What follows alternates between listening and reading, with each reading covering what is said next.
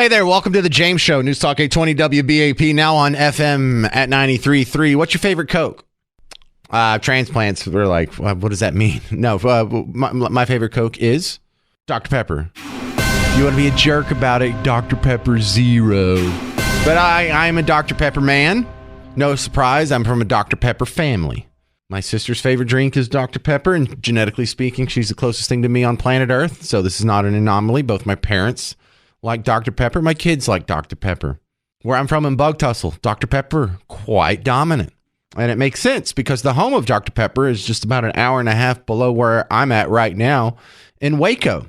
And the story behind that, it wasn't made by some dude named Dr. Pepper. It wasn't made by some dude named Pepper, nor was he a doctor. It was made by some pharmacist named, I think it was Pemberton. But he was trying to mac on some chick. And he was like, hey, and to impress her, he's like, hey, I'm going to name my newest invention after your dad. And then he'll be so impressed, I can ask for your hand in marriage. And he'll be like, oh, are you the pharmacist who came up with that fantastic new soda that's sweeping the nation? And so he did. He came up with a new fantastic soda that's sweeping the nation. But the chick was not interested. So it actually didn't work in his attempt to score. It didn't work. But the name stuck. And so now what you have is this product that's named after the father of some chick that shot you down. Not quite the most romantic story, but damn if it's not a good beverage. And it is now grown and past Pepsi to become the number 2 soda in the world.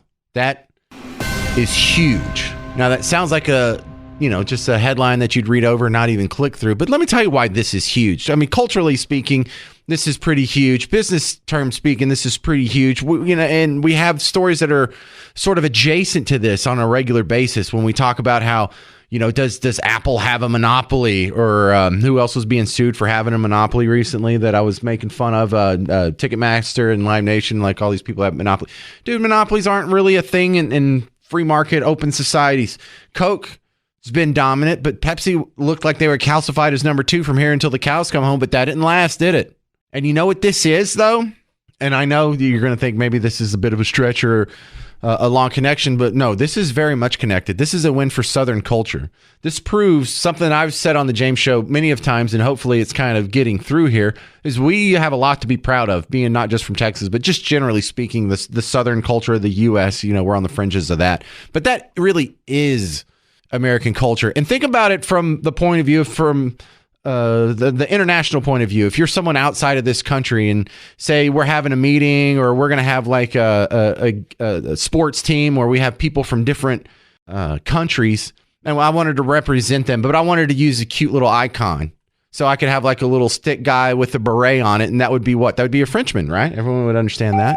I could have a little icon or a stick figure guy or a mascot with a sombrero on. You'd be like, oh, that guy's from Mexico. But if you saw a guy, if you wanted to represent just in shorthand a guy from America, what would you use? Probably a cowboy hat. Oh, well, that's not culturally speaking representative of all America. That's a Southern thing. Cowboy hats are not associated with Los Angeles or New York or Detroit or Chicago. It's clearly Southern culture. Southern culture is American culture for the most part outside of this country. And nothing illustrates that and more dominantly than music. Like how much more of a dominant, rich, vibrant culture we have in the South than we do in the rest of America. And I can explain this to you. When you hear the banjo, what do you automatically think of? Oh, that's Southern culture, country, Americana, bluegrass, something to that effect. But it is from like Appalachia down. You don't think of Vermont.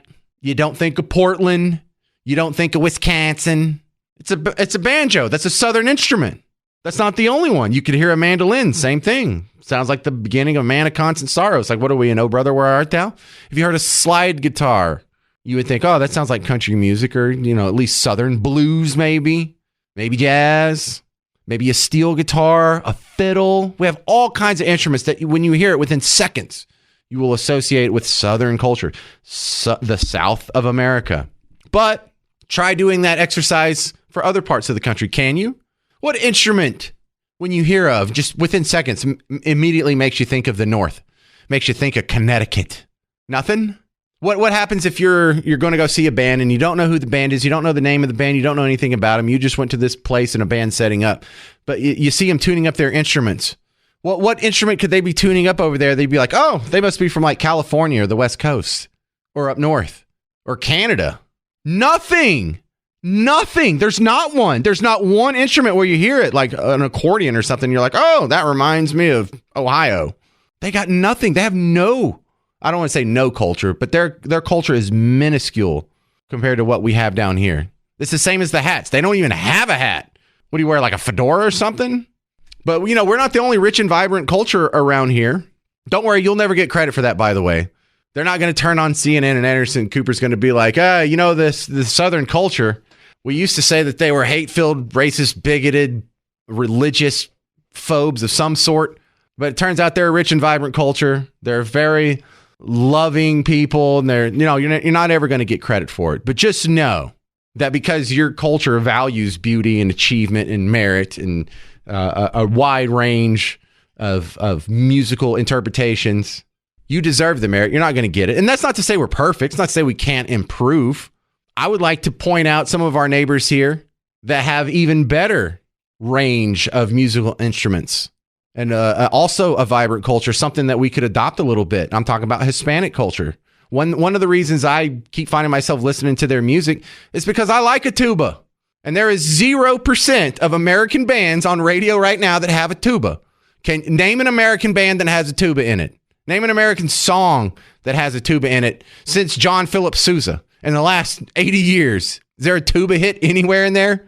I'm a big fan of the accordion. People make fun of the accordion. I don't know because it's associated with polka or something, but it sounds awesome when the Hispanic people played in their music. When I'm listening to the Grupo Frontera or something like that, I get jealous. Why don't we have more tubas? Why don't we have more trumpets? They're always playing like horns and stuff and Hispanic music. That's a rich and vibrant culture. Up north, what do they have?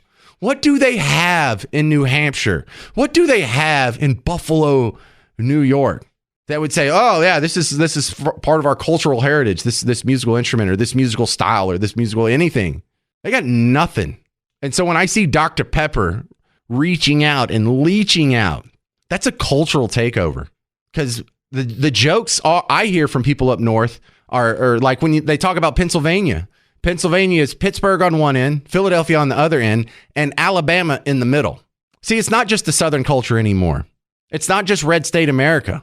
There's no like real blue states. There's a lot of states that are either all the counties are red except for one or two like population centers. Or there are some that are all red. There's only like 2 states that are all blue like that.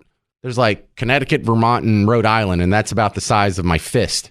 Other than that, though, most states like Pennsylvania, like a Wisconsin, even though they look blue on the electoral map, when you look at it by county, it's just a sea of red with a couple of hyper dense blue dots. There's like 19, 20 blue cities, and the rest of this country is just red.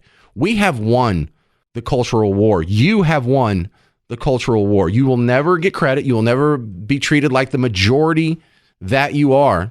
But when you see Dr. Pepper, people adopting Dr. Pepper, these are converts. These are people who didn't used to drink Dr. Pepper who now drink Dr. Pepper.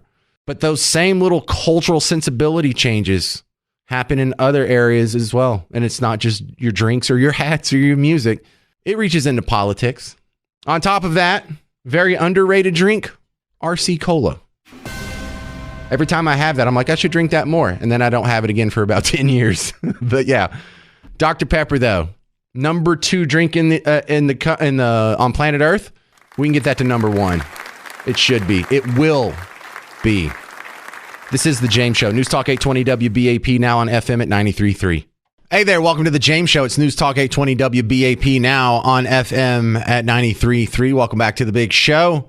So I got a lot of bad weather over the weekend. In fact, I had a scary amount of rain at my house to where there was actually just like a little layer of standing water in my backyard for a few minutes. And kind of freaks you out, but the weather seems to have subsided for a lot of us, and I feel like there's just one big giant cloud that's over you right now if you look up. But it feels like if you look at your phone that we may be done with a lot of this.